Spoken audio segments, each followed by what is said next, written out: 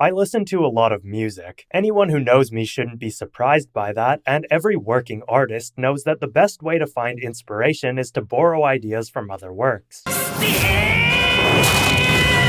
Being that all of my work is music-related, I ironically don't have the luxury of casually listening to music while I work since it's too distracting, so I try to listen to new music whenever I have some downtime between work sessions. And because I'm pretty much always listening to music, whether it's deep listening for work or casual listening for enjoyment, a lot of what sticks with me are the more complex or unusual pieces. And yet, in spite of that, Koikimo's ending Linearia by Maruritoryuga, an objectively straightforward J-pop song, has become one of my favorite songs this year.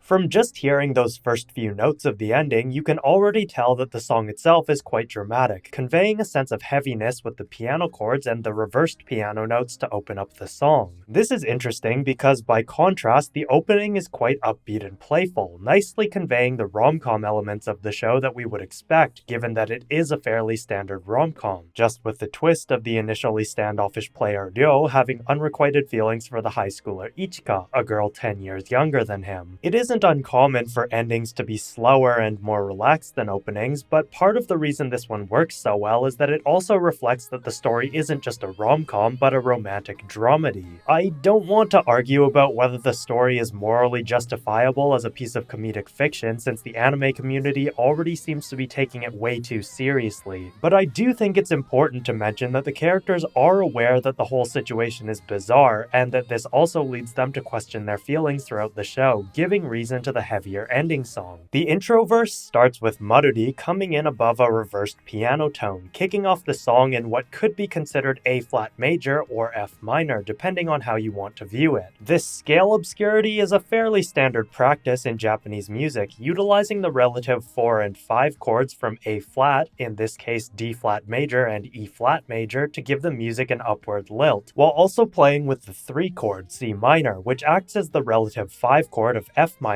giving the music options to naturally move in a perfect cadence from E-flat to A-flat for a major sound or C minor to F minor for a minor one. If you don't have much music knowledge, this might sound like a lot of complex terminology, but in overly simplified terms, this just means that if the lettered chords are 5 spaces apart, the lower of the two is going to sound like the home key, and the higher one is going to draw your ear towards that home chord. This slight tonal obscurity leans more in favor of F minor for the first verse, as the harmonies avoid resolving to A-flat, instead opting for a minor 5-1 motion from C minor to F minor.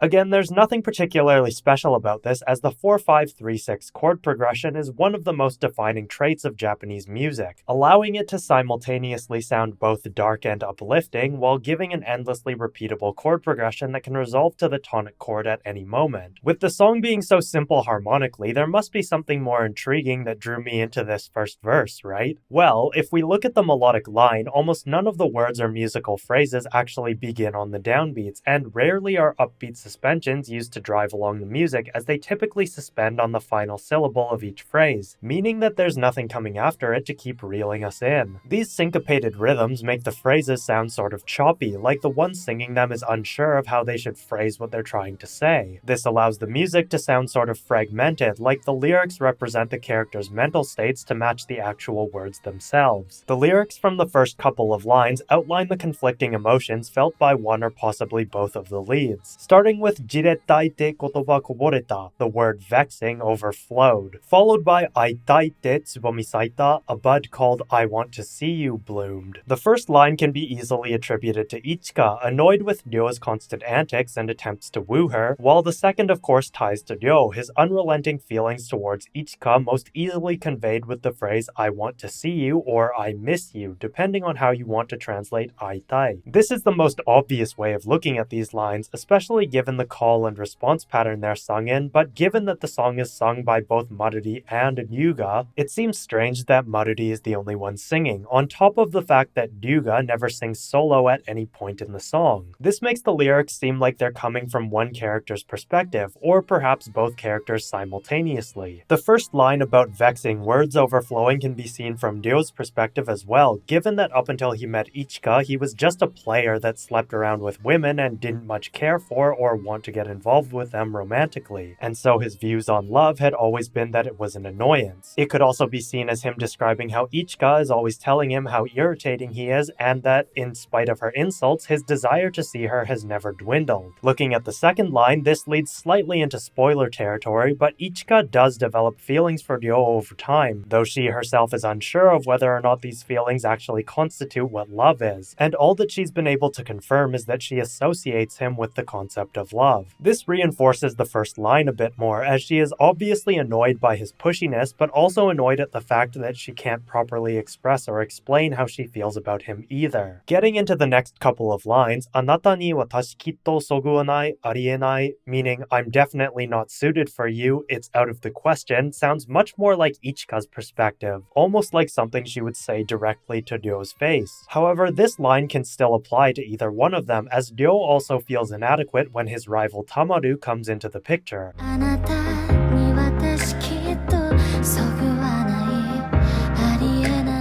The specific phrasing of feeling not suited lends itself to the fact that Tamaru and Ichika are already friends and classmates with a shared interest in otaku-related things, whereas Ryo is quite obviously not someone she considers a friend, and he doesn't actually know all that much about her. Taken from Ichika's perspective, these lyrics sound like a way of pushing Ryo away, while from his perspective it's more of an introspective self-devaluation. The final two lines of the first verse have Ryuga joining in with Maruri, doubling the vocal line an octave down. This is an interesting choice, as most songs would have the singers harmonizing with each other to create a rich textural effect, but even taking a preemptive look ahead, there isn't a single moment in the song where they actually harmonize with each other, opting simply to sing in octaves.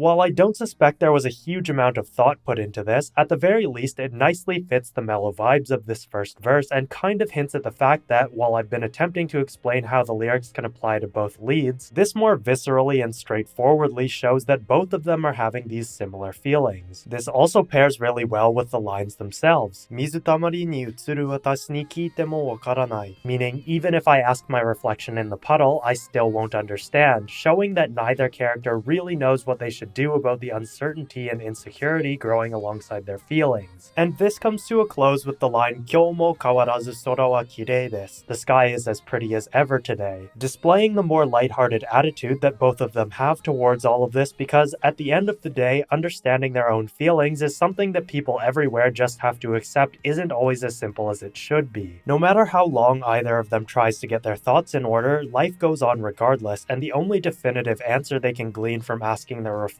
in a puddle is that the sky looks pretty. As a musical touch, this is also the line where the 4-5-3-6 cycle comes to an end, finally resolving to the tonic A-flat major from E-flat in a standard 4-5-1 motion. This is also accompanied by a pretty high-pitched synth line that slowly rises from A-flat up to C, giving us a sense of hopefulness amidst the drama as it leads into the instrumental pre-chorus.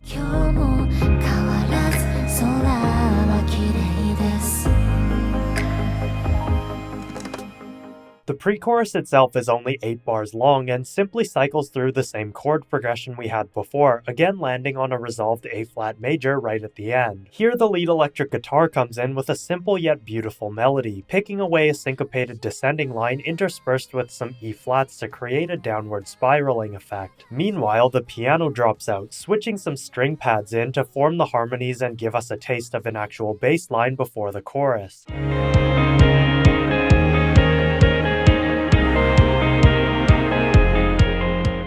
There's nothing complex about this part of the song, but it's this short section that really got me interested in it, and the chorus is where it all comes together to pull me right in. Utilizing a classic pop hook, the instruments all cut out as Maruri sings the lead into the chorus, effectively grabbing onto the listener's attention and keeping a tight hold as she sings in full force, a stark contrast to the more thoughtful and reflective singing from the opening section.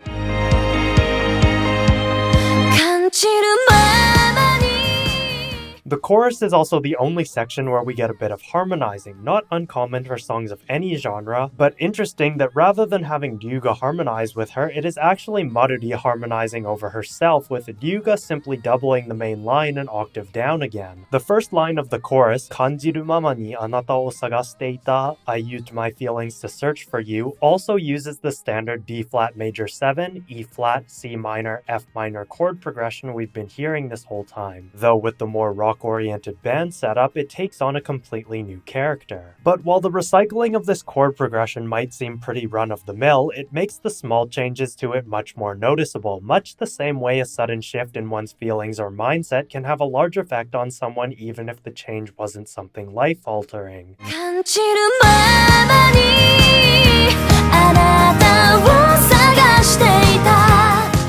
As the second line comes in with Hanabira no you ni yukkuri to ochite shimatta itazura, teasing that gently fell like flower petals, the usual E-flat is cut short by a chromatic step up, giving us an E diminished on an offbeat that creates an extremely suspended feeling right before stepping up again to F minor, a familiar and comfortable place after the diminished chord, but not the one we necessarily would have assumed given the usual E-flat to C minor pattern we've grown used to hearing. This then resolves to our tonic A-flat major before getting back into the regular chord progression, but not without having the bass follow along with the lyrics of the line, dropping down an octave on the word ochite shimatta, meaning fell, and fluttering up and down a bit over the last phrase to simulate flower petals swirling through the air before realigning for the next phrase.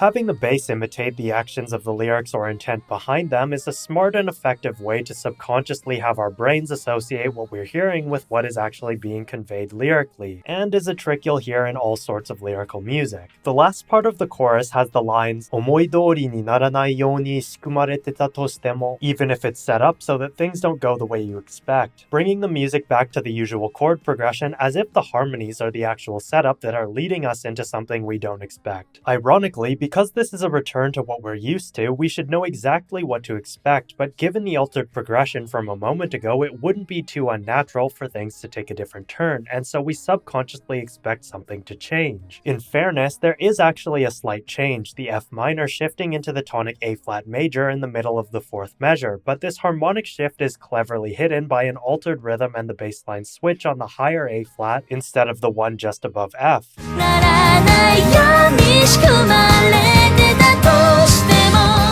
And this leads into the final line of the 92nd version, Imasugu kizuite, Linaria, notice it right now, Linaria, with the music cutting out right before the word Linaria is sung, leaving us hanging on E-flat before the pre-chorus guitar pattern is repeated in the post-chorus.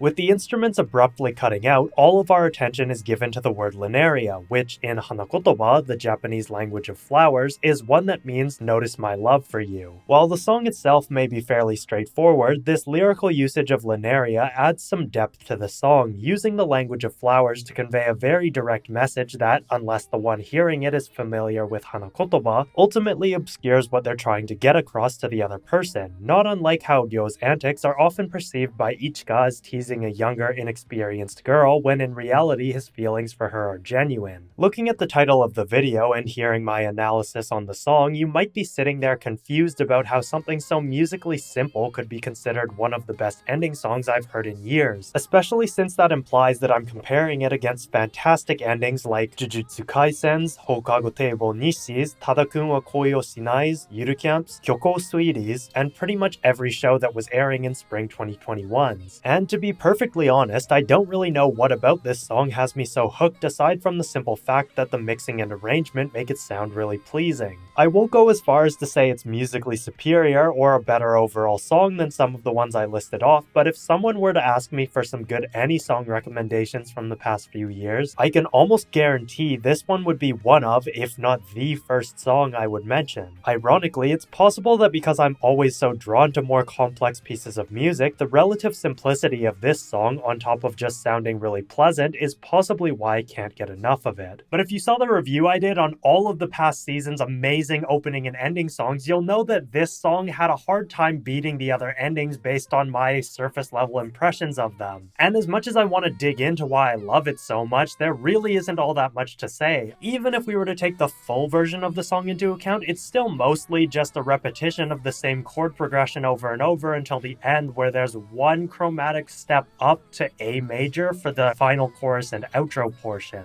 Who knows though, maybe I'll figure out a more definitive reason behind my love for the song in the future, but for now, let me know what you guys thought of Koikimo's ending song down in the comments below, and don't forget to like the video and subscribe to my channel. And if you like these in-depth analyses, make sure to support me over on Patreon, where you'll have access to things like all of my music transcriptions and voting rights to my future videos. Thanks as always for watching, and I will see you in the next one.